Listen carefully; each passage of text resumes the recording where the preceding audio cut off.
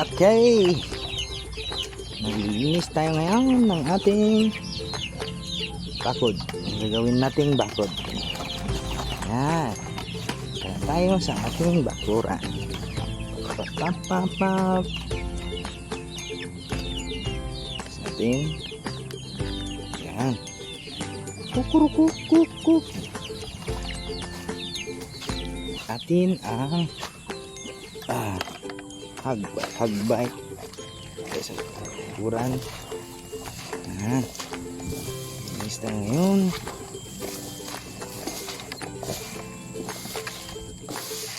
Shoo. So, paglinisan natin to, gagawin natin, lagyan natin ng bakod.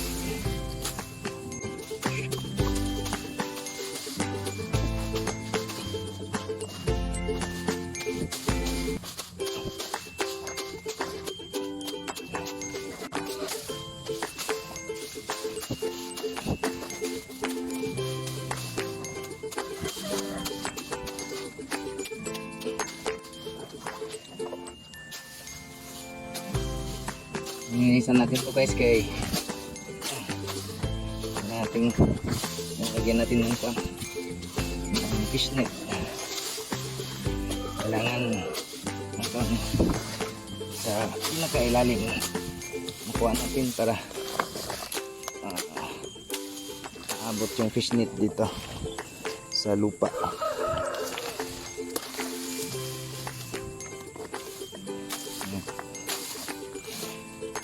Lipat ng ating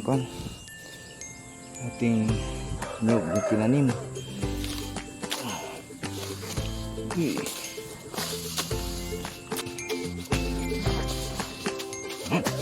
Mas maganda.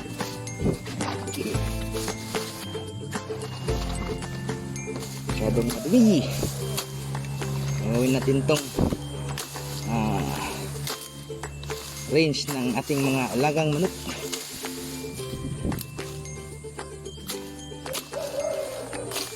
Alaga nating mga native at saka heritage. Kasi guys, dumadami na sila.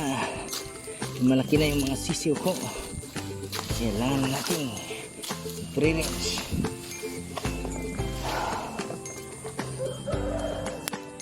At ngayon, nandyan ka na.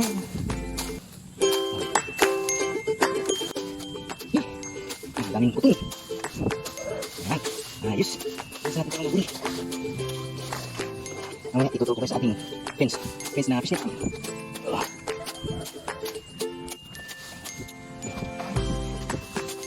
Ang langgam dito guys, nakikita ang mga pula, ang langgam. Ayan.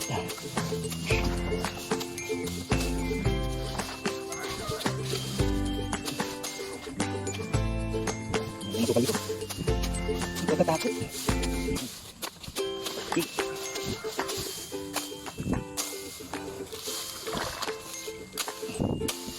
Abot hanggang ilan para kung lagay natin dito yung fishnet natin, abot siya dito, hindi na makalulusot yung mga alaga nating manok. Kasi yung mga manok magaling maghanap ng kwan, ang kanilang lulusutan. Sorry.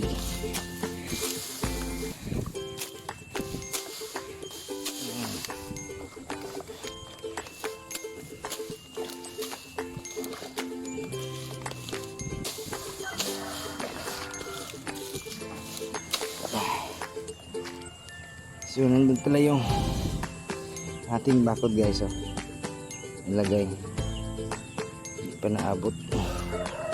Dito madumi pa dito. Yan. So nandun yung ating manukan at saka yung ating isura nandyan, tatlo.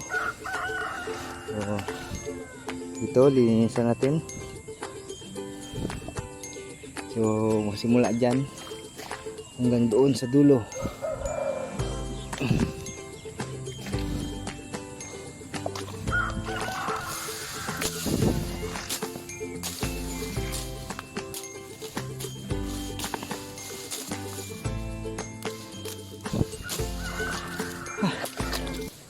Makati yung pa ako.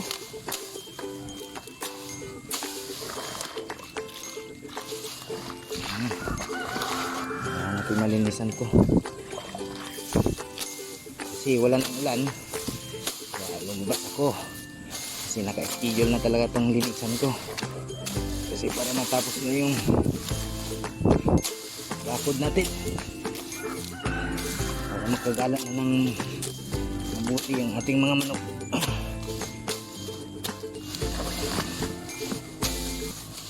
Okay.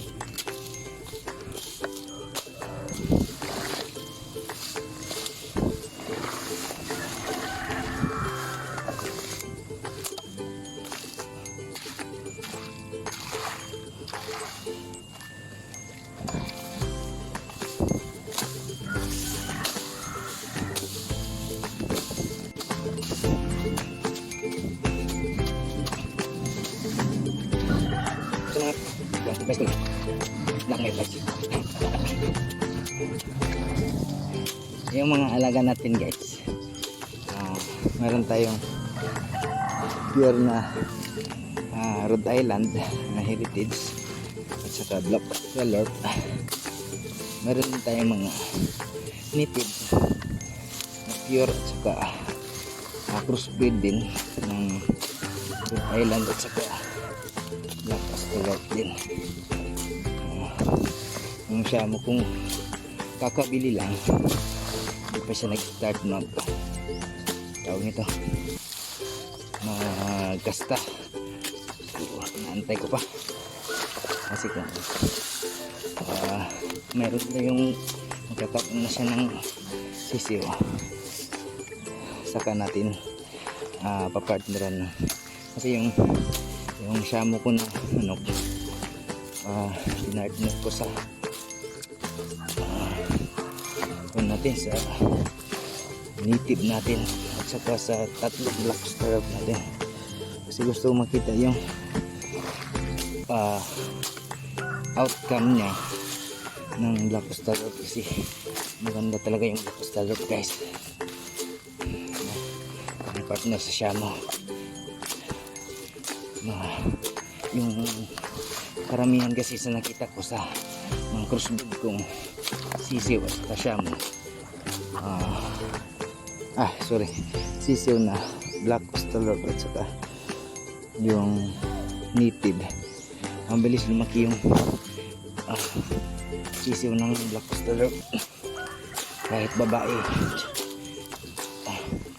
Pero karamihan pero wala talaga akong nakitang crossbreed ng black stallion na native na lalaki. Puro sila babae guys.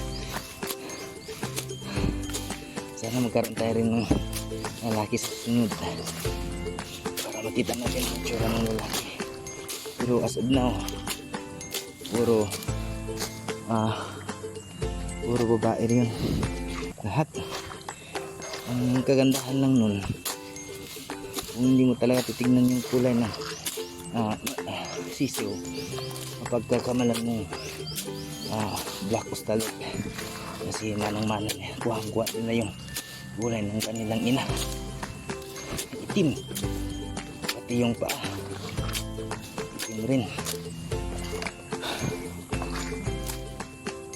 Malapit na tayo tapos ito guys, unti na lang. Okay, parang hinihingal na ako busog ata nabusog ako busog siguro ako sa kinain ko na natin ng baba lumapat sa lupa yung net natin. See? Yung net natin guys, yan. Okay, naabot na natin. Pwede na itong umpisan ilagay yung ibang net natin. Ito pala yung nilinisan ko. Yan. Ito yan siya. So ito pala, fish pan ito noon, no. Yan ginawa ko. Hanggang dito sa may pilapil niya. Yun yung minsan ko. Okay. Hanggang dito siya, guys. Yan. Minsan kong dito. Yan. Dito na yung range ng ating mga manok. Dito sila nakakulong. Yan.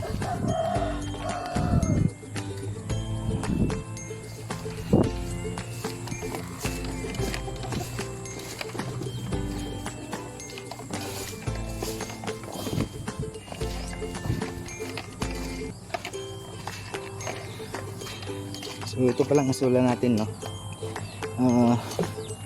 Ito noon, itong isa na ito nga pand, nagkulay brown ito noon, dahil siguro sa kulang sa fertilizer nung nilagyan ko ng tae ng manok at saka kunting tae ng maka, gumanda na yan, no, green na green. Tapos ito namang isa, ito naubos na rin siguro noon yung kanya. Kakalagay ko lang din ng fertilizer dito, pero organic lang, ha. Yung tae pa rin ng manok, pure tae ng manok ito, dalawa sila. Ito.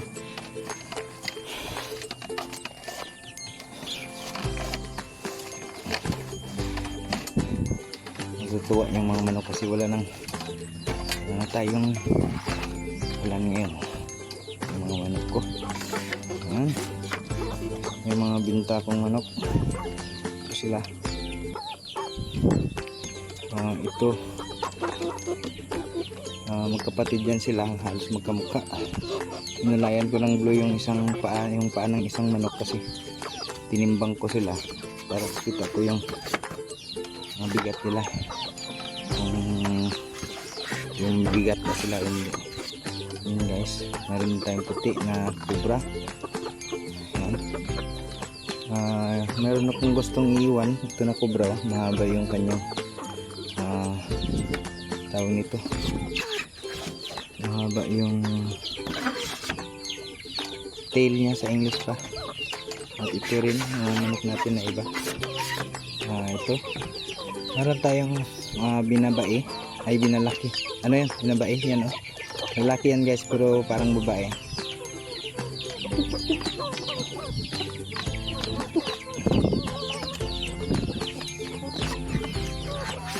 At saka ito rin isa dito.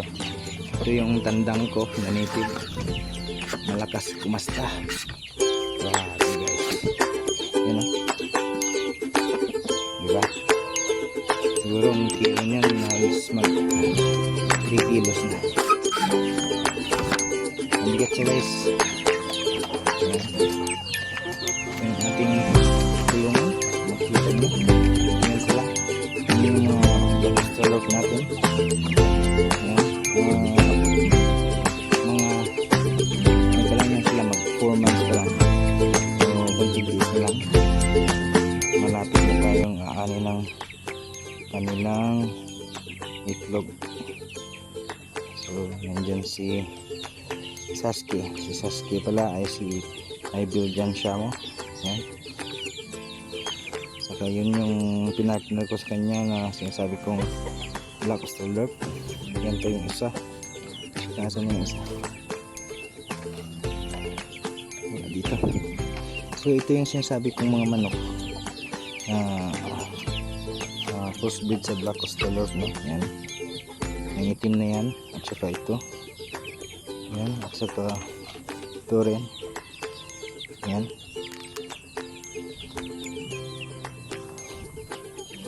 So update na lang, i-update ko na lang kayo mamaya guys, no? Kung maglalagay na tayo ng fins.